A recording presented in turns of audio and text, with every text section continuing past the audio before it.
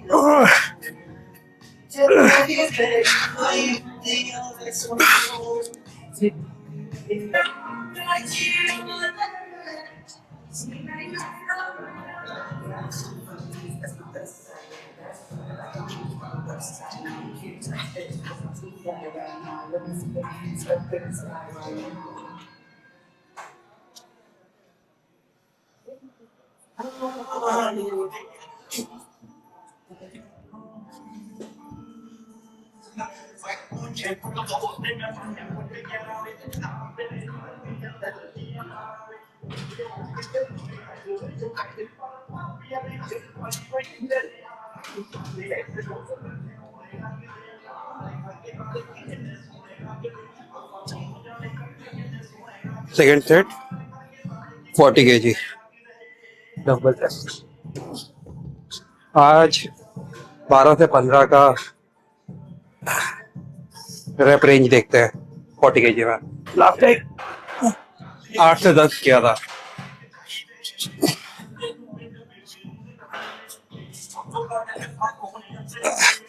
Let's go.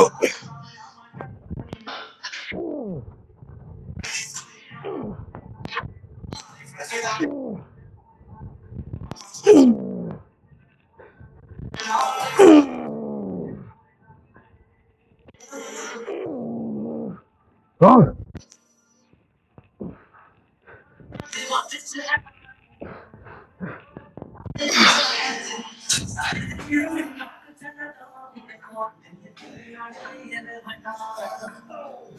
12 rap सोचे थे सिर्फ 8 हुए। 12 रैप सोचे थे सिर्फ 8 हुए। पता नहीं वापस से 12 होगा कि नहीं होगा। रेस्ट तो किया है इस बार।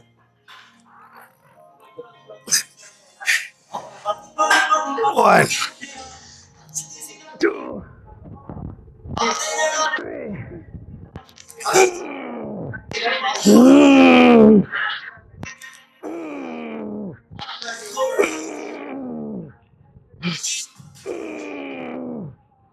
तीन और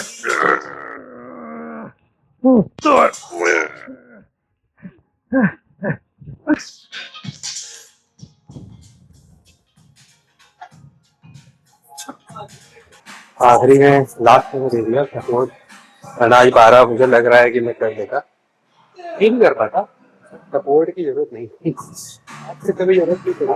आज पहली बार सपोर्ट देने की ट्राई करो। इंसान से नहीं होगा देखते मेरा। सपोर्ट तब दो जब कोई इंसान मांगे आपको पहले से बता दे।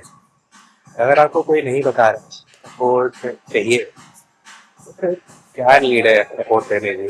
फिर उसके बाद मेरा मन खुश करने का तो उसके बाद मैंने गया 8 रैप मारे 40 के वापस। तो वर्कआउट करने के मन हट गया मेरा। जो 10 सेट करने थे मैं 4 या 5 4 सेट में ही निकल के आ गया। अभी ये मशीन करूंगा 2-3 सेट बैक टैग उसके बाद चेस्ट खत्म क्योंकि इतना चेस्ट करने की जरूरत है नहीं। आज मुझे डिक्लाइन करना था लेकिन डिक्लाइन पे आज बहुत भीड़ थी। वरना डिक्लाइन करता है कोई नहीं। नेक्स्ट टाइम मशीन पे करो तो रेपिटेशन ज्यादा होती है।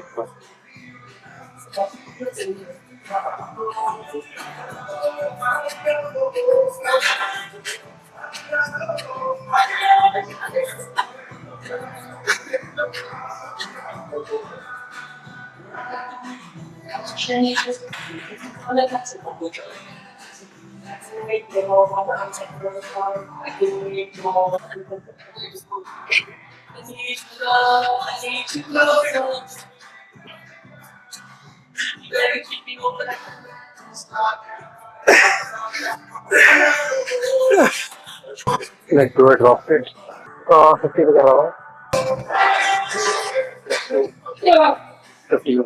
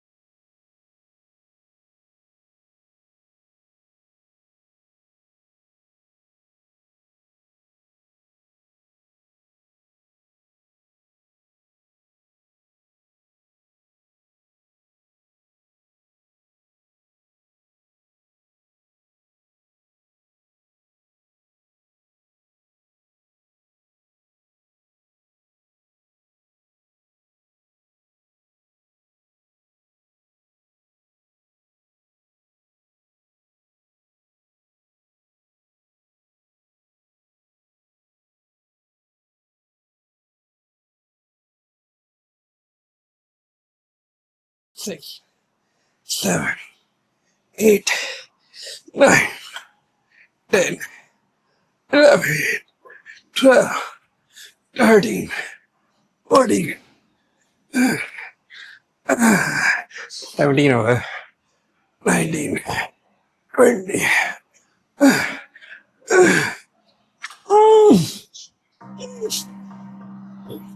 25 हो गए चलो next target 30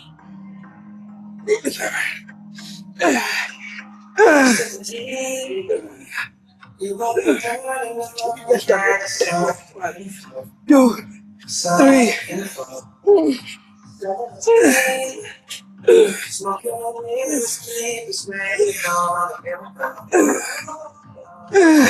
next target 10 more 1, 2, 3,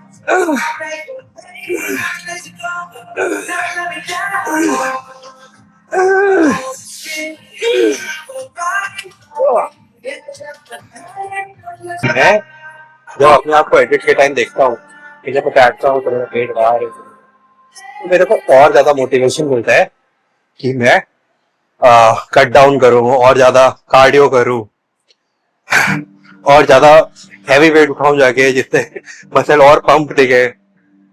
तो मेरा लॉजिक है देखो भाई यही है कि जितना हैवीएस्ट वेट उठा सकते हो उठाओ, और जितना एक्टिव रह सकते हो एक्टिव। इतना करने से आपका 60 वॉक हो जाएगा, आपको बहुत ज्यादा कुछ आउट ऑफ द वे जाने की जरूरत नहीं। 3 बजे आज मेरी नींद खुली मेरे टाइम पे, लेकिन वापस से मैं सो गया क्योंकि आज बारिश भी बहुत ज़्यादा हो रही थी, रन पे जा नहीं सकता था। मैंने बोला क्यों नहीं थोड़ा अपनी बॉडी को रेस्ट देते।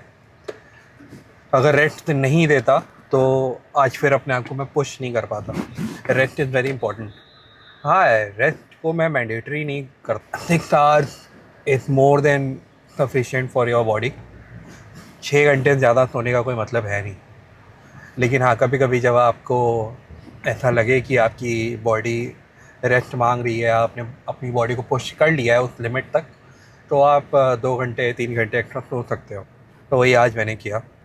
उन्होंने बोला कि आप डाइट का क्यों नहीं डालते? यार देखो, डाइट मेरी क्या है, नॉर्मल घर का खाना खाता हूँ, दाल चावल सब्जी रोटी, ठीक है। प्रोटीन मैं लेता नहीं हूँ। अब मैं एक तरीके से बोल सकता हूँ अंडर न्यूट्रिशन मेरा उस लेवल पे नहीं है जितना होना चाहिए। प्रोटीन मैं उतना नहीं ले रहा हूँ। हाँ, अगर मैं प्रोटीन और सब कुछ और ऑन पॉइंट कर दूंगा तो मेरी जितना मैं अपनी बॉडी को पुश कर पा रहा हूँ, हाँ 20-30% और ज़्यादा पुश कर लूँगा, और फैट लॉस भी अच्छा होगा, no doubt. But right now so far so good, मेरे को अपनी बॉडी पे सही लग रहा है। मैं ओवर कॉम्प्लिकेट नहीं करता हूँ अपनी डाइट को, ज़रूरत भी नहीं है ओवर कॉम्प्लिकेट करना। जो आप खा रहे हो, जो आप ले रहे हो, हाँ ये है, मैं एक सजेशन ज़रूर देना चाहूँगा जो मेरी बॉडी में वर्क किया है इस 2-3 साल में, और इस लेवल पे जो मैं अपनी क्या बोलते हैं एफिशिएंसी को लेके गया हूँ कि मैं हैवी वेट कर पा रहा हूँ। उसका सबसे बड़ा रीज़न BCAA, और BCAA को लोग बहुत ज़्यादा हेट करते हैं।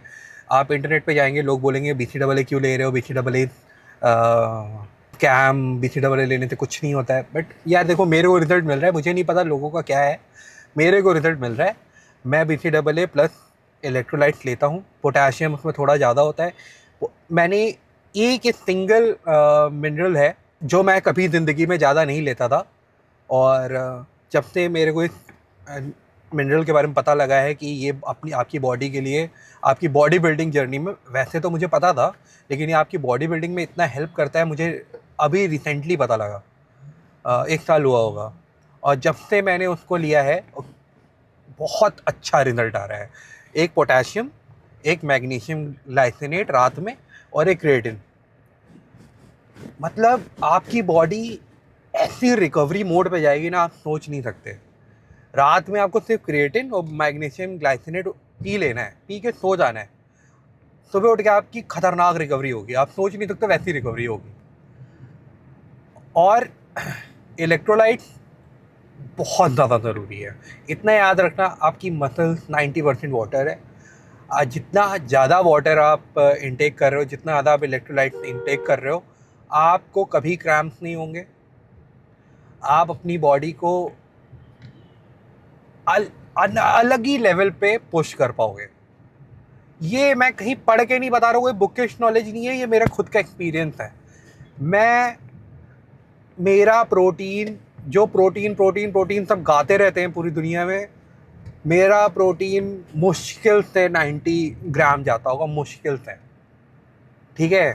हो सकता है इन गुड डे 70 ही होता होगा उससे ज़्यादा नहीं जाता होगा। और बस मेरी बॉडी में BCAA, इलेक्ट्रोलाइट्स, मैग्नीशियम ग्लाइसिनेट और क्रिएटिन है, और सिर्फ इतना करके ही मैं अच्छा खासा जिम में परफॉर्म कर पाता हूँ। एक और सप्लीमेंट जो मैं बहुत ज़्यादा इंटेक करता हूँ, मैं बोलता हूँ कि उसके बगैर मैं नहीं चलता हूँ, बीच बीच में छोड़ भी देता हूँ, वो है प्री वर्कआउट। प्री वर्कआउट में 2 इंग्रेडिएंट ऐसे होते हैं जो आपकी पंप के लिए बहुत ज़्यादा ज़रूरी हैं, लेकिन उनको भी लिमिट के ऊपर मत लेना। एक है बीटा एलेनिन और सिट्रुलिन मालेट। मैंने रिसेंटली अभी 15-20 दिन सिट्रुलिन मालेट 10 ग्राम लिया, 6 ग्राम मैंने बीटा एलेनिन लिया। नो डाउट मुझे बहुत ज़्यादा पावरफुल फील कर रहा था, बहुत ज़्यादा वैस्कुलर फील कर रहा था उस बीच में, बट गट हेल्थ मेरी एकदम चली गई थी। बीच में कई बार ऐसा हुआ है कि मैंने सप्लीमेंट इनटेक किए हैं और उसके बाद मुझे वॉमिट जैसी फील आ रही हो, ठीक है। तो अभी मैंने बहुत सारे प्री वर्कआउट ट्राई किए हैं।